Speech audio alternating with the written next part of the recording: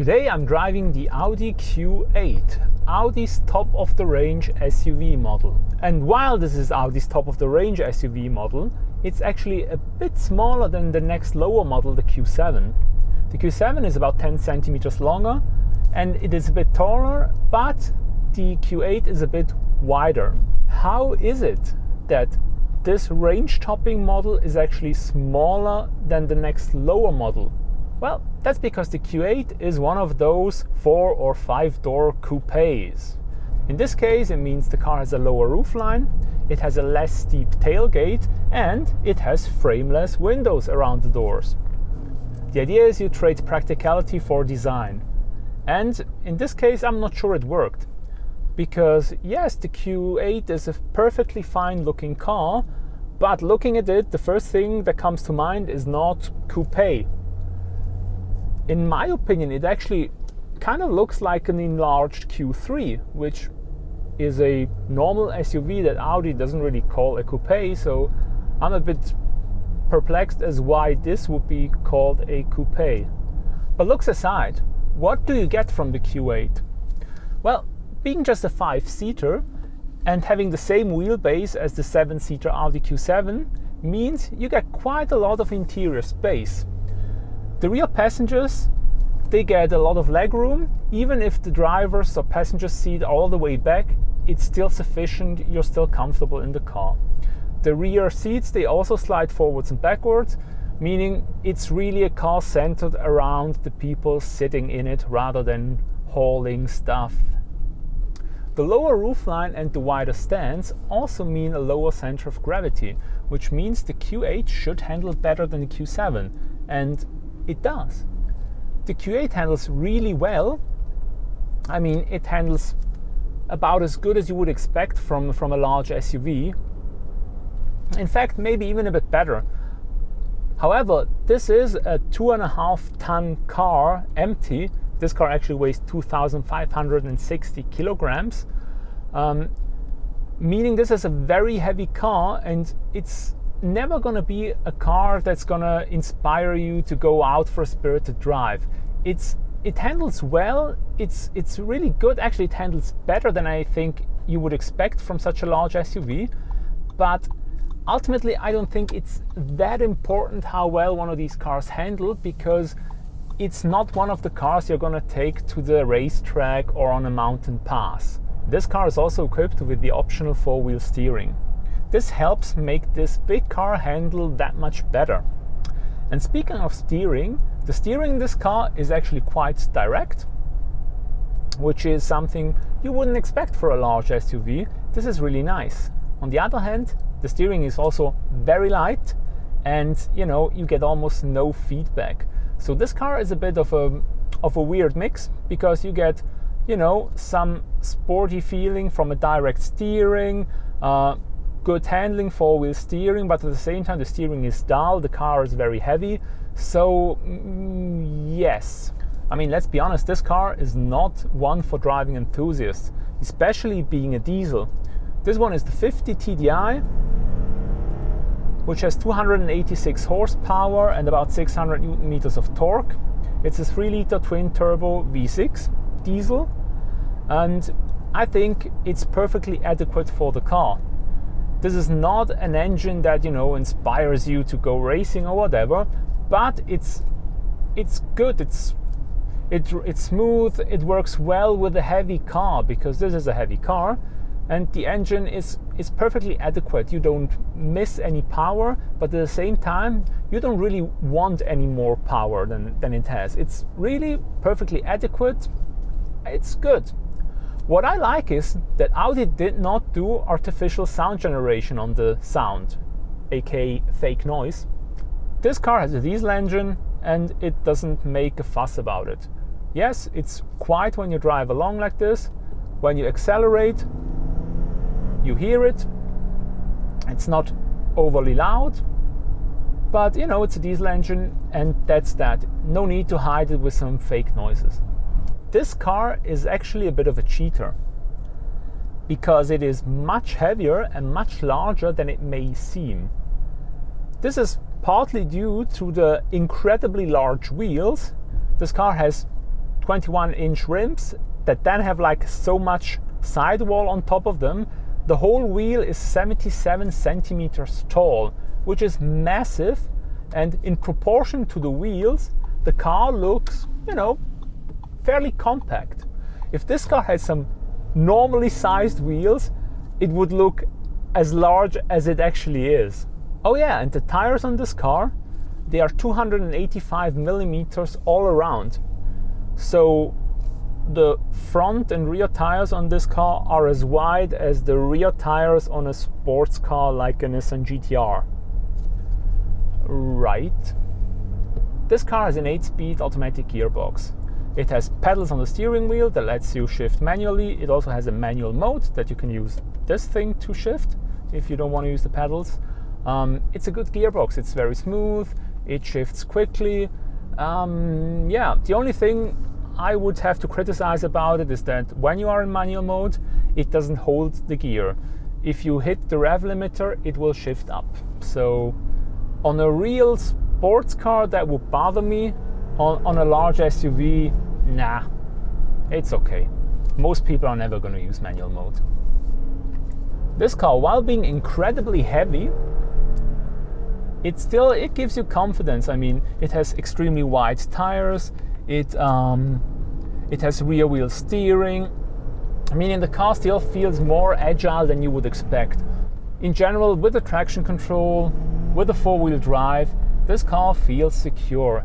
Even on braking, the car does not feel as heavy as it is, but this is mostly due to the incredibly wide tires.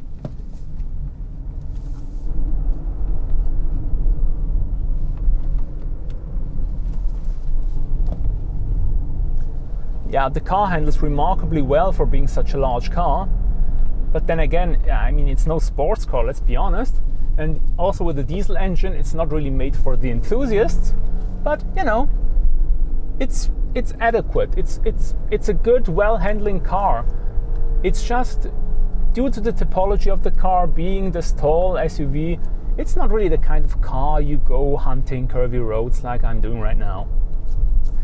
Now, being that this is a luxury SUV, you might think, well, it's going to be really comfortable. And yes, it is, but it's also not that comfortable. I think Audi have opted to keep this car more on the firmer side, so it's not this super cushy ride. You feel the imperfection of the road, which is again a bit bizarre because you feel all these imperfections, all these things in the road, and at the same time you have the steering, which is, you know, a bit numb and doesn't give you a lot of feedback.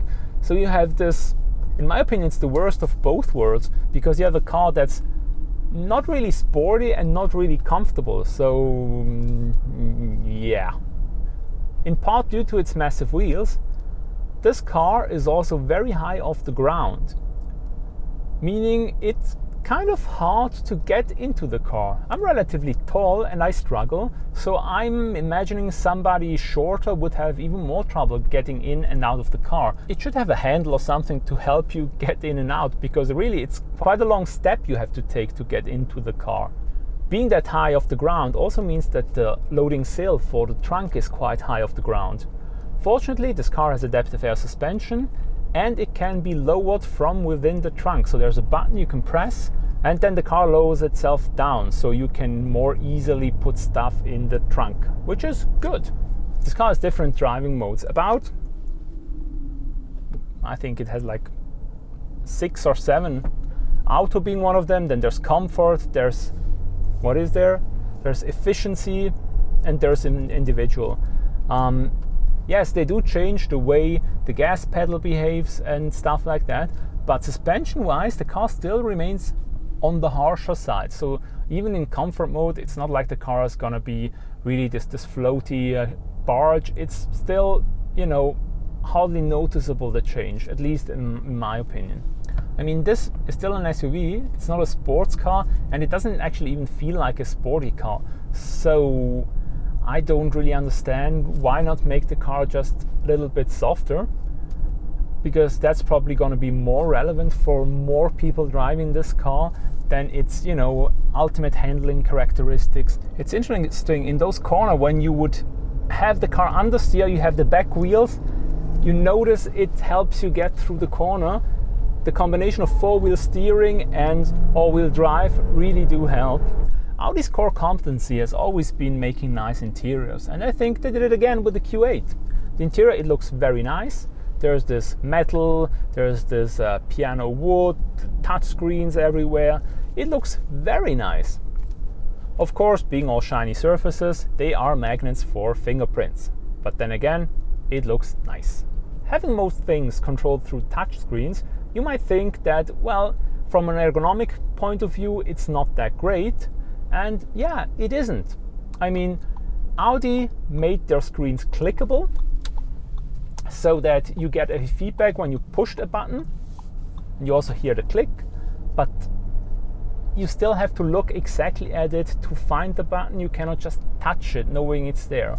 Also, personal bit of opinion, I think climate control, temperature should always be a rotary knob. Not a button, not a touchscreen thing, it should be a knob. But, well, I guess that's the way things are. Speaking of knobs, this car still has a knob, and it's the volume for the radio, and it's also the skip and previous track button, which I think is a good thing because this is one control you're going to use often, and it's nice having it separate. Of course, you can also do the same from the dedicated buttons on the steering wheel. You hear that, Mercedes? I must say that while the interior is very nice, it doesn't feel that special. I mean, from my position where I'm sitting, I see still a lot of plastic. I mean, all of this is all plastic, and I'm sure there is an option to have everything covered in the leather of virgin Kobe beefs raised on carb-free diets, but in this case, this car doesn't have it. And just to be clear, this car has 40,000 francs in options.